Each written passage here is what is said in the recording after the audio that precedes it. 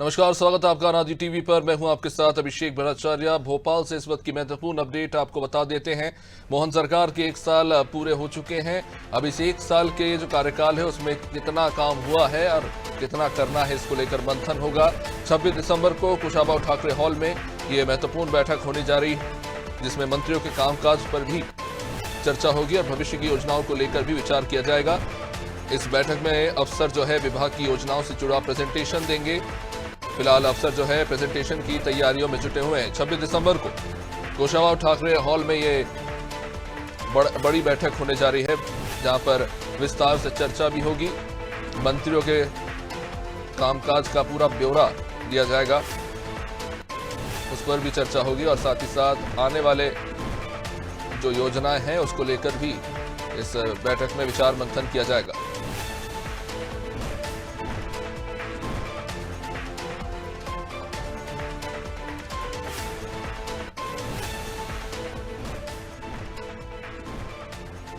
मोहन सरकार के 1 साल पूरे होने पर अब 1 साल के कामकाज को लेकर मंथन होगा। साथ ही साथ भविष्य के जो योजना है उनको लेकर चर्चा की जाएगी, उस पर विचार होगा। और साथ ही साथ आपको बता दें कि इस बैठक में अफसर जो है विभाग की जुड़ी हुई योजनाएं जो है उनको लेकर प्रेजेंटेशन भी देंगे।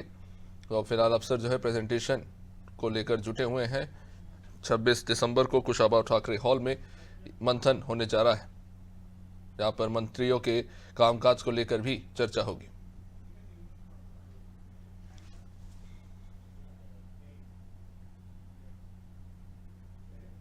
चलिए, न्यूज रूम से हमारे सीनियर सहयोगी प्रभु पटेरिया जी इस वक्त हमारे साथ जुड़ चुके हैं। प्रभु सर, मोहन सरकार के 1 साल पूरे हुए हैं, जो काम किए गए हैं उनको लेकर तो चर्चा होगी ही। आने वाले सालों में मध्य प्रदेश को लेकर क्या योजना है उसको लेकर भी ये एक महत्वपूर्ण बैठक होने जा रही है।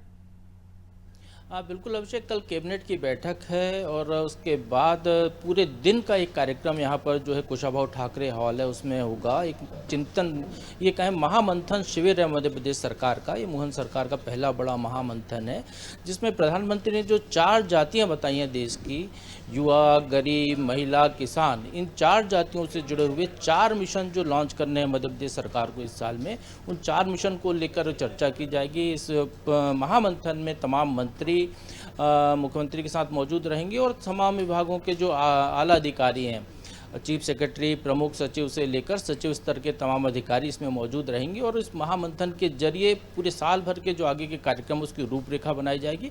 मध्य प्रदेश सरकार जो है 2047 तक विकसित मध्य प्रदेश का एक मिशन लेकर भी चल रही है, उस बारे में भी बात होगी। उसमें ये चारों जो सेक्टर प्रधानमंत्री के बताए हुए हैं उनका फोकस करते हुए उसको लेकर ये एक पूरी तैयारी बैठक कल इसको लेकर चर्चा की जाएगी। अभिषेक। प्रभु सर, जैसा कि हमने देखा कि जो पूरे 1 साल के कार्यकाल में सबसे महत्वपूर्ण जो रहा है वो इन्वेस्टर समिट, विदेश में भी हुए और हमारे देश में अलग अलग राज्यों में गए। तो जाहिर तौर पर कह सकते हैं कि आने वाले सालों में निवेश को मध्य प्रदेश में धरातल पर उतारना प्रमुख जो है विषय होगा मौजूदा सरकार के लिए। देखिए अभिषेक, निवेश को लेकर तो लगातार सरकार काम कर ही रही है। मुख्यमंत्री प्रदेश में अलग अलग संभागीय स्तरों पर रीजनल कॉन्क्लेव कर रहे हैं, इन्वेस्टर समिट हो रही हैं और इसके अलावा विदेश में भी उनके रोड शो हो चुके हैं और कुछ जगहों पर भी और वो जाने वाले हैं। फरवरी में global investor summit Madhya Pradesh में होने जा रही है और इस समिट में दुनिया भर के लोग आएंगे जिनको कि मुख्यमंत्री ने आमंत्रित किया। और ये जो अभी तक जितनी रीजनल इन्वेस्टर समिट हुई हैं उन समिट में जो निवेश के प्रस्ताव आए हैं उनको कैसे मूर्त रूप दिया जाए, उस पर भी जो कल महामंथन होना उस पर भी चर्चा होगी। और स्वाभाविक तौर पर सरकार का फोकस है कि निवेश के जरिए प्रदेश में ज़्यादा से ज़्यादा रोजगार की संभावनाएं बनाई जाएं, ज़्यादा से ज़्यादा उत्पादन बढ़े, जिससे टैक्स सरकार को मिले और जो प्रदेश के विकास में खर्च हो, तो वो फोकस पॉइंट तो है ही है। इसके अलावा जो युवाओं की एक बहुत बड़ी समस्या है, रोजगार की समस्या है, शिक्षा के मामले हैं, वो इस पर फोकस किए जाएंगे। किसानों से जुड़े हुए जो मुद्दे हैं, किसानों की समस्याएं हैं, खाद की जैसे अभी हाल ही में किल्लत हो रही थी तो खाद नैनो यूरिया पर जो कन्वर्ट किया गया किसानों को, और इजराइल की तर्ज पर कम पानी वाली खेती कैसे मध्य प्रदेश में की जाए, उन उत्पादों की खेती की जाए जिनमें कम पानी लगता है, कम श्रम लगता है, वो तमाम चीज़ों पर यहाँ पर डिस्कस किया जाएगा। और कुछ विशेषज्ञ भी इसके लिए बुलाए गए हैं इन क्षेत्रों के, वो साथ में इस बैठक में रहेंगे। जी प्रभु सर, 1 साल का जो कार्यकाल पूरा हुआ उसमें जो महत्वपूर्ण कुछ विधेयक भी पास हुए, जिसमें अभी हाल ही में हमने देखा कि एक जन विश्वास विधेयक पास हुआ। जाहिर तौर पर अब नजर आ रहा है कि इंडस्ट्रीज को मध्य प्रदेश में लाने के लिए किस तरह से मौजूदा सरकार अग्रसर है।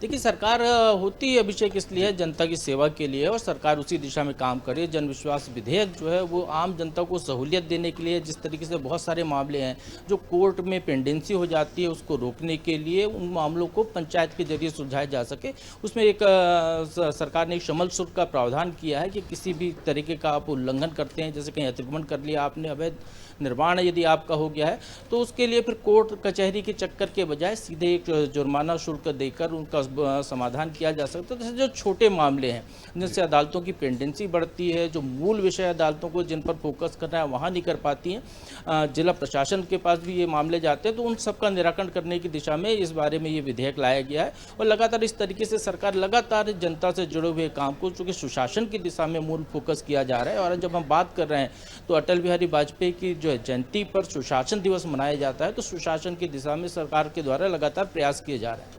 बहुत बहुत शुक्रिया प्रभु सर जानकारी के लिए। तो जाहिर तौर पर कुछ महत्वपूर्ण फैसले एक साल के कार्यकाल में लिए गए हैं और कल एक महत्वपूर्ण बैठक होने जा रही है। आने वाले समय में मध्य प्रदेश के लिए क्या कुछ महत्वपूर्ण संभावनाएं हैं, उनकी तलाश की जाएगी।